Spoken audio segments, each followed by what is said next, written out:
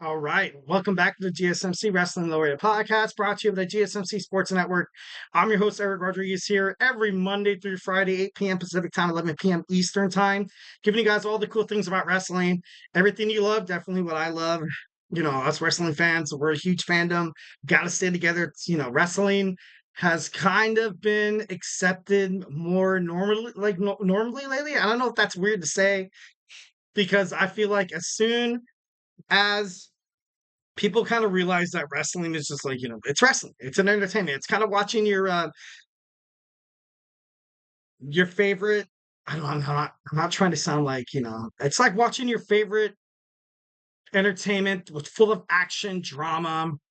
That a lot of people, oh, I want to watch House of Dragons, or I want to watch Chicago PD or Chicago Fire, or something like that, or Law and Order. Law and Order, by the way, has been around for such a long time. I wonder when that show is going to die. It's going to be kind of crazy.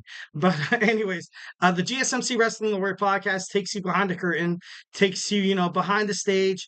Also, all the action inside and outside of the ring. We talk about contract negotiations. We talk about stuff that happens in show. Talk about things that a lot of things that you won't hear from like your regular wrestling kind of universe. So join Eric Rodriguez, yo man, all the time, Monday through Friday, every 8 p.m. Pacific time, 11 p.m. Eastern time. So guys, our next segment, we're going to talk about Monday Night Raw preview. But before we get into that, I want to remind you guys to use the GSMC podcast.net link for the tips and donations. Tell me how you feel. Tell me what you like. Tell me what you don't like. Let me know what you think is going to happen on WWE SmackDown. I mean, WWE Monday Night Raw tonight. Well, also WWE SmackDown. It's the final SmackDown, the final Raw before Money in the Bank. So to ensure that your question gets read on air in front of millions of people, I ask you guys to use the tips and donations link at the GSMC podcast.net with your questions. So remember to like and subscribe to the show, and also follow the network as well as my show, the GSMC Wrestling Laureate Podcast. All right, so we are live. We are live from the TD Garden in Boston, Massachusetts. Hall of Famer Rey Mysterio will take on his son Dominic Dirty Dom. Hopefully making it a 3-0, 3-0 against Dominic Mysterio.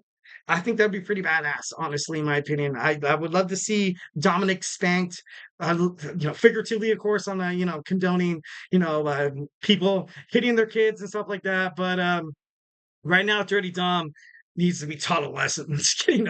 No. He's kind of I know behind kind of breaking kayfabe a little bit. He's injured. He was supposed to go through Tommy John surgery.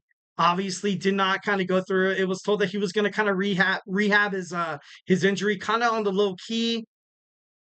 I don't think you're going to see much wrestling in this match. More tormenting.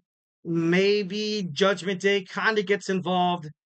I don't see this match as the main event. Although, it could be airing right now and be like, Eric, what are you talking about? It was a main event, but I just don't see it. I just don't see Dominic kind of doing an actual wrestling match. There's going to be some maybe like I said, some torment, maybe throwing him in the ring, outside of the ring, a little cat and mouse.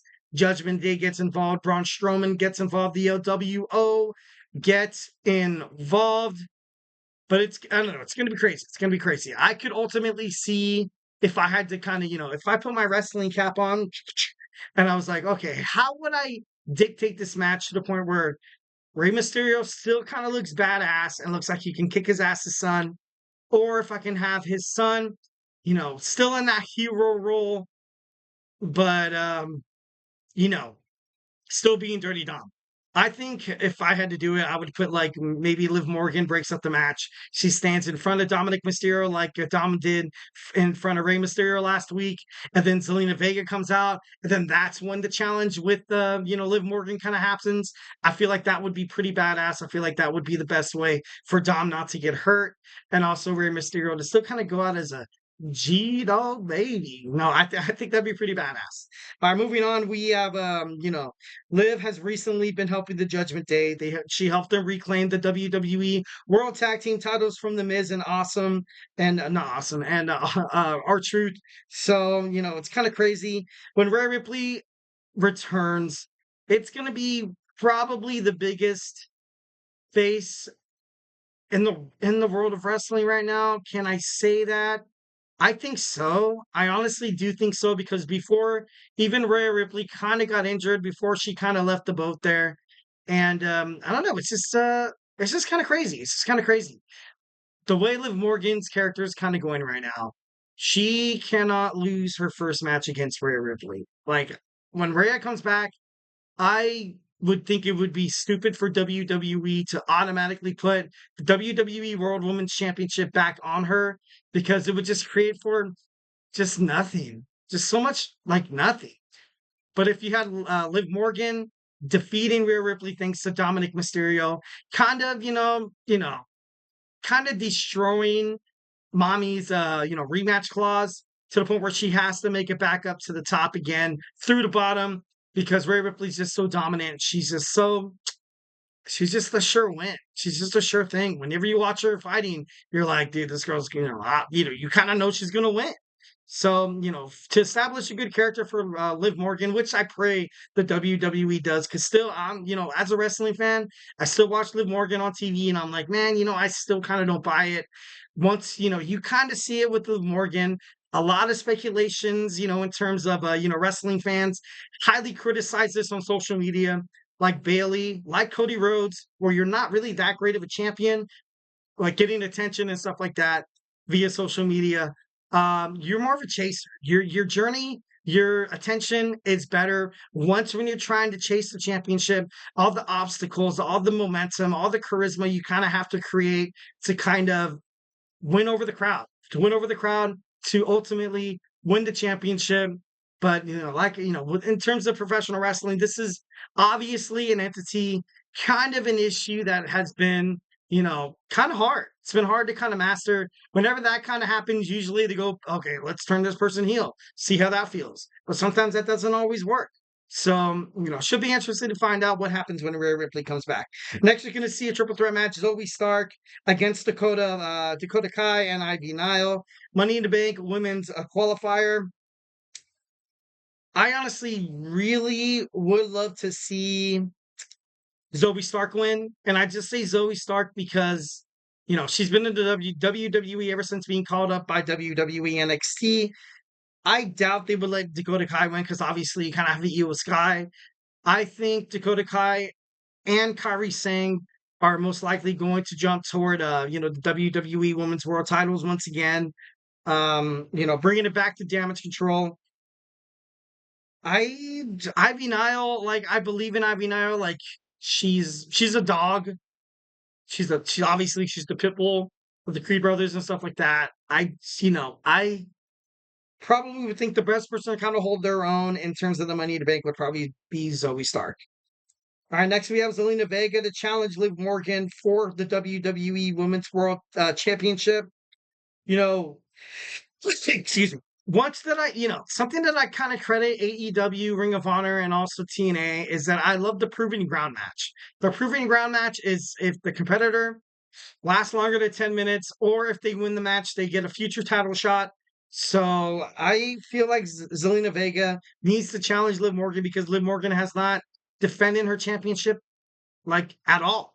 Ever since she beat Becky, it's just been, flirtations with Dominic Mysterio, helping the Judgment Day, trying to get in their good graces, trying to win over the WWE crowd or trying to turn her heel, just trying to say, oh, I'm such a good person. Like, it's just right now, Liv Morgan, I've, you know, I know it's working right now for WWE, but in my opinion, I kind of hate it.